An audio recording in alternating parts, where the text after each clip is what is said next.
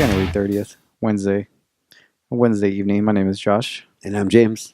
and we are back with a brand new episode. It is Bellator's recap here. Tonight, we're going to recap that just happened this past weekend. That was a crazy night of fights right there. Whole card is great. We'll get to those right now. You had the Nevada State Athletic Commission hearing, John Jones, Kabib, Conor. You had that. Arlen Bob getting kicked out or not getting asked to leave, and a bunch of topics off of all those things. So Plus John Jones. We'll get to that right now. So first, let's see what's up here. Bellator 214, Fedor versus Bader for the heavyweight Grand Prix. That was this past Saturday, and at the Forum in Inglewood, California, just right outside of downtown Los Angeles area. Great card. The prelims are pretty good, but the main card was great. You had Juan Archuleta picking up a win over Ricky Bandejas. Jack Hager versus defeating JW Kaiser. I don't know, how do you go by JW? What'd you think of? The first thing I thought about was Double J when he said that. Exactly. Yeah. What'd you think of Jake Hager's debut? I was impressed. I mean, he was a collegiate wrestler Yes. in college, Yes, so he he was. wasn't coming into MMA like a CM Punk. He had a wrestling pedigree behind him, and I think his WWE or his pro wrestling background really helped him keep his nerves at bay. Yeah. I'm sure he was so nervous, but I think that helped him. Being in front of a crowd kind of helped him, and I think he used his bread and butter, and he fought a perfect fight, really. He did. And, he looked good. He did exactly what he needed to do. Fought the way he needed to fight. His obviously stand up is a work in progress. Taking punches, he's got something still he has to get used to. But his ground is top notch. His submissions are pretty good. To go for an arm triangle, it's not bad. Yeah, and I think Bellator did a good job of booking the fight. Yeah. His opponent was like 0-1 or 1-0. Yeah. That's the way it should be. That's the way it should be. But then again, it's hard to find a talent with somebody so little fight. So and to have them at least somewhat like this guy JW Kaiser, I think was working at a tire shop when he got the call to go pro. You know what I mean? So it's like. But I think Bellator is a perfect promotion for a pro wrestler to start. Maybe WSLF, but to get exposure, but fight guys with little experience. Yeah. So once you go to the UFC, it's kind of rare to see someone come up with a short record. Someone of his credentials, someone of his talents. It's a perfect his name. I mean, you can't get any better in terms of being in a big name promotion, but also being taken care of and brought up the correct way. Right. I know the UFC has the best of the best, and you're not. That's the thing with the UFC is that if you have a name or any hype behind you, you're gonna get thrown to the wolves most of the time. It's like it's not. In a lot of ways, it's not fair. It's not. If you're a nobody, you probably get it brought up the right way. Like you have to have like no name and just be one of some random guy that they bring in to fight other guys of your level. But they normally don't cater to guys that with an 0-1 record and stuff like that. They usually take somebody with a established record. But they will bring you up in a decent way if you have absolutely no name. But if you have any bit of a name or any recognition, UFC is not the place to go because they'll throw you right to the top of the top, and that's just Bellator and every other promotion. Actually, Bellator especially does a really good job of building up their talent the right way. I agree. Big names or no names. The big shocker of the night, biggest upset would probably be Henry Corrales versus Aaron Pico. And I mean, you could call it an upset just because Aaron Pico had such the momentum behind him, the Phenom label. And even with a loss like this, it doesn't necessarily go away, but it was a devastating loss. I think he's 4-2, I think, in his pro career. One submission, one knockout. Looking at the fight, people, didn't really. You kind of expected it because that he likes to throw himself and throw caution to the wind and really go at it and not really be one of those type of fighters that is picks his shots. If he hurts you, he goes for blood, and he's just like a shark and smelling blood in the water, and it's just. And I think that's it bit him. It came back to bite him. He gets into the pocket, and when you're trading punches and holding each other by the back of the head and just and throwing shots, someone's probably going to go down. And I think looking back, a lot of people were just like, even Aaron Pico was just, it didn't need to be that way.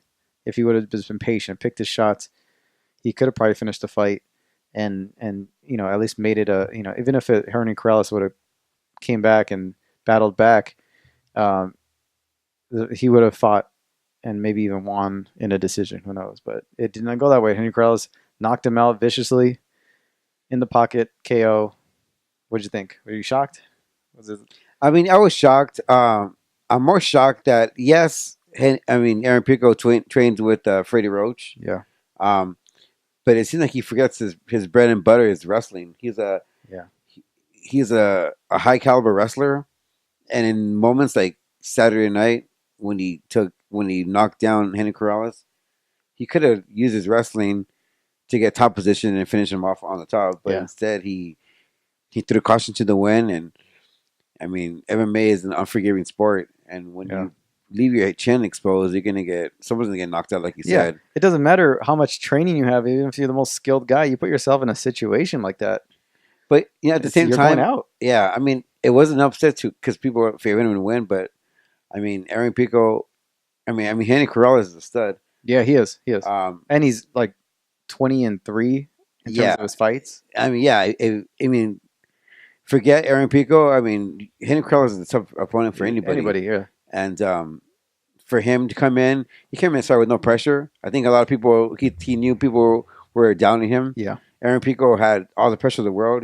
He's talking about title fights. He's talking about everything but what's fantastic fun of him, and he paid the price for that. Not saying that he didn't take him seriously, but I think in a lot of ways he felt bulletproof against Henry Corrales, and he had paid the price. But at the same time, losses define who you are after the loss. So I'm sure he's gonna fix some mistakes, and next time he probably should use his wrestling. Yeah, obviously, you're a high caliber, number one in the nation, the world wrestler at your weight class. You're a top level boxer that's been training since you were a kid. You're a well-rounded mixed martial artist. But when you fight like that, it doesn't matter how skilled you are. You bring yourself down to everyone. He fought Henry's fight. Yeah, he fought Henry's fight, and he put himself in a position to where it doesn't. Yeah, again, it doesn't matter how skilled you are. You trade punches like that in a situation like that. It's a back and forth. Who's gonna go down first type of situation. Yeah, but you know what? The good thing about what happened with Aaron Pico is that he's so young. Yes, and he can. Yes, it's a loss, but he can. Win 2-3 in a row, and people forget about the Henry. Some of the best have lost early in the career, went 3-4 down, and have come back to win. Even world titles and stuff. It's world titles and be long time champions. So it's even if you're So he'll be okay as long as he. It really it's for him is when he's in the fight, he's got to be smart, calculated, and it's all basically boils down to experience. And patience and timing. He has all the skill in the world. Skill's not a skill, and athleticism is not an issue for him. It's really just the mindset and the experience. Really. Yeah, I feel bad because I think a lot of people are talking about what Aaron Pico did wrong and not giving credit what Henry Corrales did. Yeah, exactly. Yeah. So Henry Corrales he fought a great fight. I think he played on his strengths to beat Aaron Pico, and he shocked the world to people, because people were doubting Henry Corrales, and he proved all said was wrong. But we should also be talking. Yeah, definitely. And you saw it when they were trading. Henry, he regained his composure, and he knew what he was going to do next. He was going for the body, but you could tell he was looking up. He was waiting for a moment. He threw a couple shots to the body, and it went up. And you could tell that he was waiting just to go up. He timed it perfectly, and then that was it. Like it's an experience. It's like he knew. Exactly. Because Yeah, he got knocked down, but I think the experience, didn't make him falter or fold under Yeah, that pressure, yeah, and it showed. I mean, his experience showed in the cage Saturday night. yeah. So all the props to Henry Krause. I don't know what they're going to do with him next. I know he's already fought Pitbull. I think once before, fought for the title. He fought He's Pitbull a star before. now, man. People know who Yeah, he is. people know who he is. He's a star now. I think it'll benefit Bellator to really, push him. Maybe if you want to give him a title shot, cool. If not, I say you give him AJ McKee and then Henry Corrales, have that number one contender, and the next one goes because AJ McKee was there, Pico, Henry Corrales. Those three were the top of the list in terms of contenders. Mm. And now you put Henry Corrales and AJ, and the winner gets a shot at Pitbull, and then let's do it that way. It's a very winnable fight for Henry Krause. Yeah. Against Pitbull. It's crazy because both of them are kind of like local boys over here. Yeah, it was Lamorada versus Whittier. Lamorada versus Whittier. That's so crazy. It's crazy. Yeah. But they're both talented studs. They're gonna they're even Henry Krause at the end was just like they asked what what do you make of Pico and his progression. He's like, I'm not even worried about Pico. Pico's a stud. He's like, that guy's not gonna have any problem in the future. So I think it's the same thing.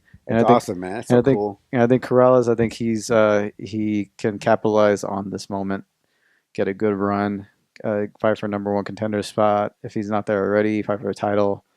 I mean, props to Bellator for having two guys who are young and who are studs. Yeah, they have a bunch. Really make that promotion mean something with those two guys. They have a great roster in terms of young talent. But I think the last time we were at a Bellator event, during one of Aaron Pico's post-fight interview, he said he eventually wants to go to the UFC. So I think everyone does, but he actually said it. Yeah, yeah, because goal. Obviously that's what you want to do. But you want to make sure you get all your experience and your develop your name in the Bellator. I see him being in Bellator make your name valuable. Yeah. I see him being in Bellator for quite a while. Get a title, possibly. Fight for a title a couple of times, get some name recognition. Even though he has it already, but you know what I mean? I don't know. Because he's not ready for the big times yet. He's not. Even he has talent, yes, but experience. You need to just get as much experience and get paid. And same with Corrales. Yeah. I mean, it's like going through college. It's like go to community college, go to the, get all your stuff and then, and transferring out to a big university. And then you AAA ball and then go to your major leagues. Exactly. Get your name and get all your experience in the AAA, AA, and then go to the major leagues. Yeah, there you go. So, tough night for Aaron Pico. Great night for Henry Corrales. I think it's a win-win no matter what for Bellator. Mm-hmm. And then you have the main event: Fedor versus Bader. Ryan Bader defeating heavyweight Fedor Emelianenko in the Grand Prix finals. Quick, did it in 35 seconds. I didn't think anybody really expected it to go that quick, but I'm not surprised really. It was just like a left hook, like a weird, awkward, a leaping left hook. Just I think it was more just to kind of set up a shot. But I think he, talking to Bader and the post fight press conference, he kind of was timing that punch, and he felt like he had enough power behind that punch to kind of stun him.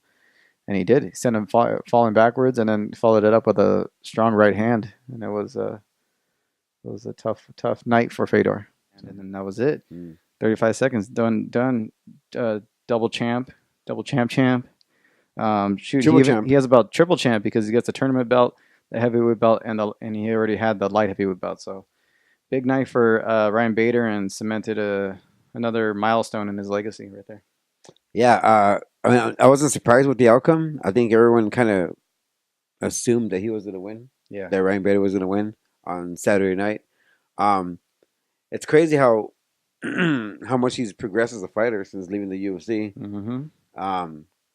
But I don't think if he challenges John Jones or DC, I think he loses both those fights.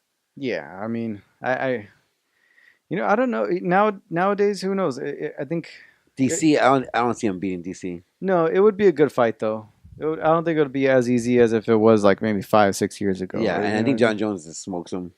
Yeah, I mean John Jones smokes DC, so it's like I think John Jones will still be the best. but it would be definitely entertaining and be a lot more competitive, I think, now than it would be just a few years ago. Yeah, So I think he's grown leaps and bounds, but maturity wise too. like what's crazy about that fight, with the whole tournament, he only got hit one time Yeah, yeah, with Matt Mitrione. yeah. He's only got hit one time. Is done That's really, crazy. yeah, and has done really well. And I think it's no knock on him in terms of yeah, he did it in Bellator though. No, he was a top level fighter over in UFC and top five at light heavyweight. He was Um, on a win streak before he left the yeah, he UFC. was on a win streak. Comes over to Bellator, cleans house. I mean, and fought his first fight in was Phil Davis. Yeah, So it's like you can't knock the guy, man. The guy's done great. Defeating King Mo, Matt Mitrione, Fedor. He's done amazing. And I see him defending both titles. I think I'm being able to do that easily, especially from light heavyweight to heavyweight. The separation between weight isn't a whole lot. He can cut weight one camp. He can cut a little bit more the next one. He could, it's yeah. a little bit easier, and he's a big enough guy to handle himself against heavyweights. Mm. He's not like a small light heavyweight. He isn't. No, so he'll do fine. I Yeah. think he'll do fine. I think he's Well, that, and I don't think Bellator has a lot of heavyweights in the division where he no can defend his title. here and there. It's not like an all the time Yeah. type of. He's got to keep it up. Yeah. Often. Yeah. Um. Obviously in the this also this week you had the Nevada State Athletic Commission hearing. Kabib, Conor, Jones, all had their either suspensions or fines or penalties kind of um, I guess put out there. I think Conor got a $50,000 fine. Khabib got a $500,000 fine. Did they? I think they both got 9 months. I think retroactive from October, or was it like 6 months for Connor, 9 months for Khabib. 9 months? Yeah. Now the difference. Do you agree? A lot of people don't agree with there being a big difference. I don't see a problem with it. I think I don't Connor. either. I think Connor did what he had to do because he was defending himself. And Yeah. I mean, a lot of people say Connor threw the first punch, but regardless, someone came after Connor. Yeah. It's not like he started the whole thing. Yeah. And it's So like I think if I was the chairman of Nevada, I would have did 4 months for Connor. yeah. I would have did 50 grand. I would have did 6 months for Khabib with maybe a $50,000 fine Yeah. as well.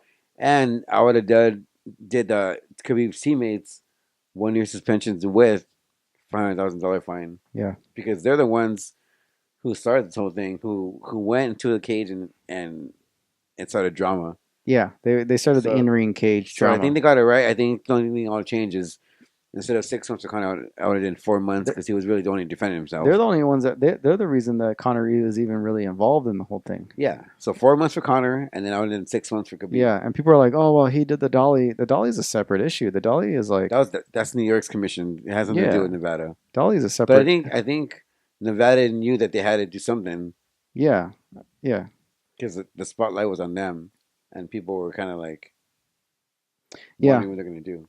I don't see a problem with it. And then you have Khabib being upset about his teammates getting fined and suspended, and it's like you I don't see why. I don't No. know why he could be upset. no, and he's like, "Oh, I'm not going to fight until I'm paying off those fines, and I'm not going to fight until they're done with their suspension," which is fine, dude. Okay. If that's what you want to do. What you want to do? I mean, there's gonna be a new lightweight champion. Yeah, there's going to be an interim title, probably put on the line. Probably the real title. Probably gonna strip him. He's gonna defend his title That's in a true. year. Yeah, yeah.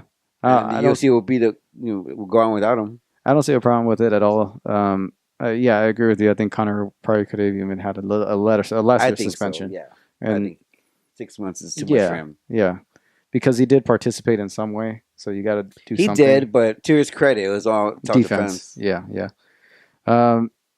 Jones getting licensed for 235, and then he ended up getting like a provisional, like a one-time license, and then he's obviously going to have to go through a year of testing. And I think it's like there's an asterisk next to it where they're going to be monitoring everything. Like he's gonna no mess ups, no nothing. If he screws up, that's it could be the end of his tenure, his time with at least with the Nevada Commission. Do you? It's tricky with Jones because He still has traces of the picograms in there.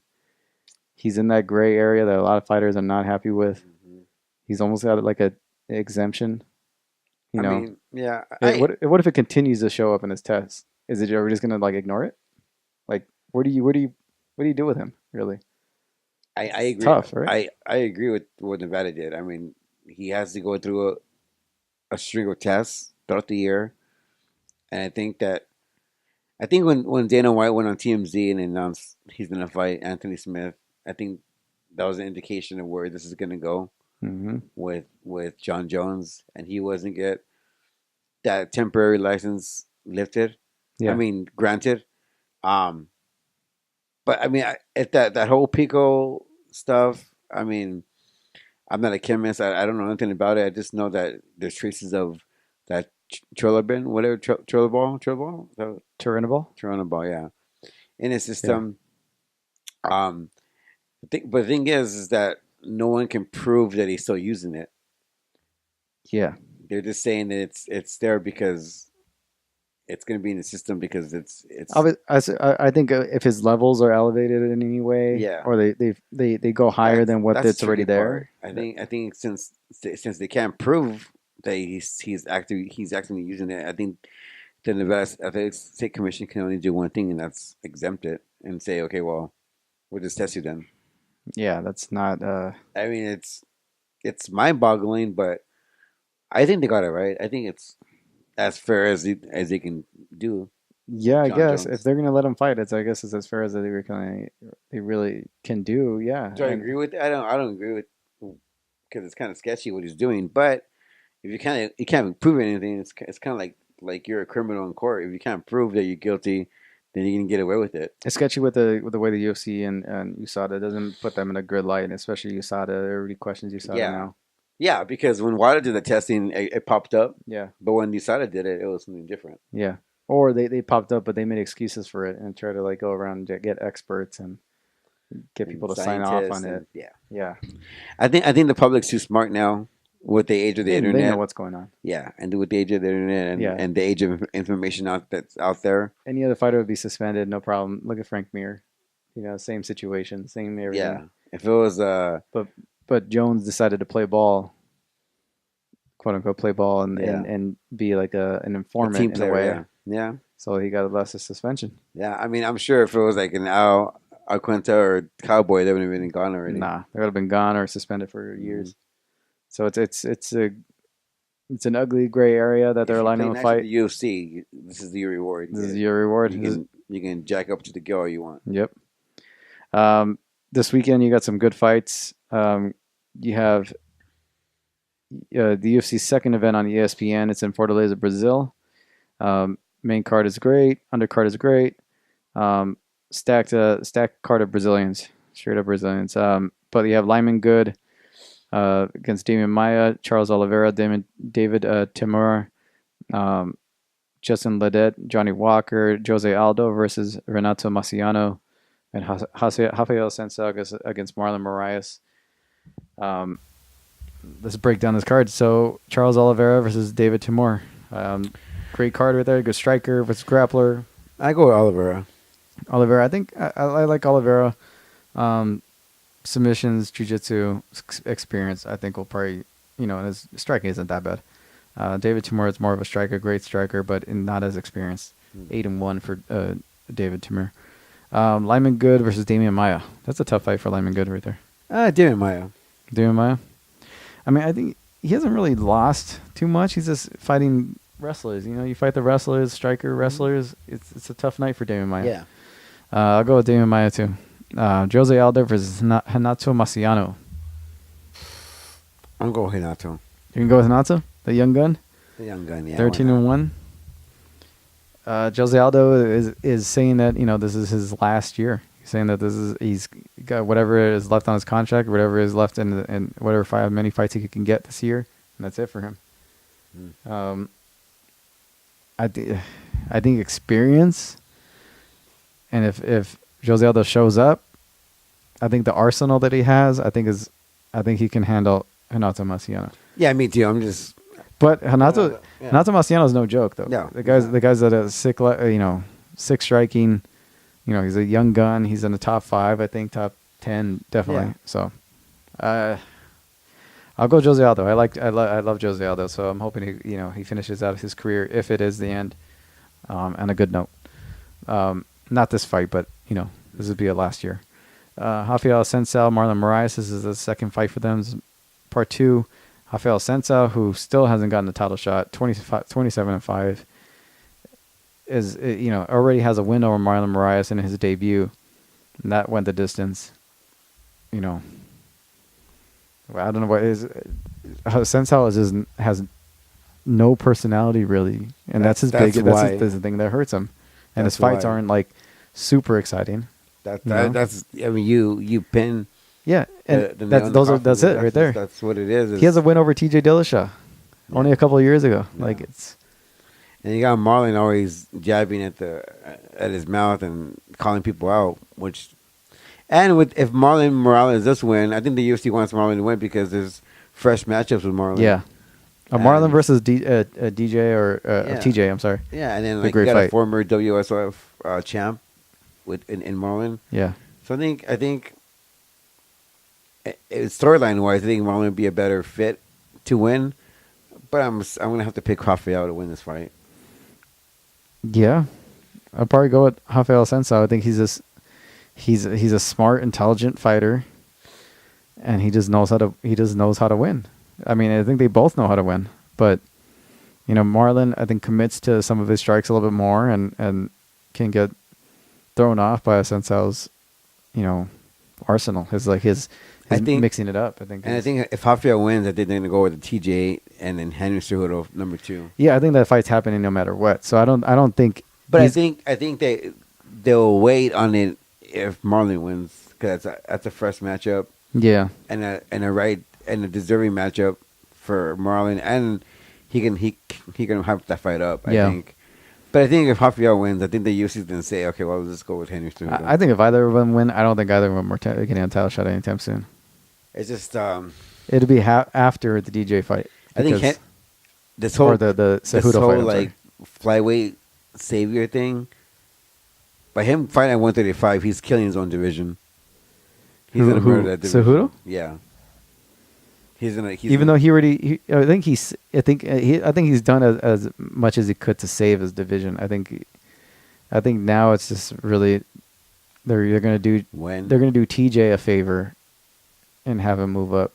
Just to because he did the UFC a favor and going down. I think they're gonna give him back one and give him Cejudo at 135, which I think he'll probably have an advantage of, being hydrated and being stronger, because we talked about that being I think the issue of him going into that 125 fight.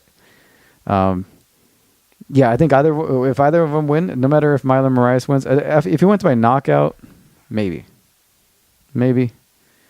but I don't think it'd be towards the end of the year before any of them get a title shot. Yeah, I think Javier wins this fight easy. Yeah. Oh, you think? Yeah.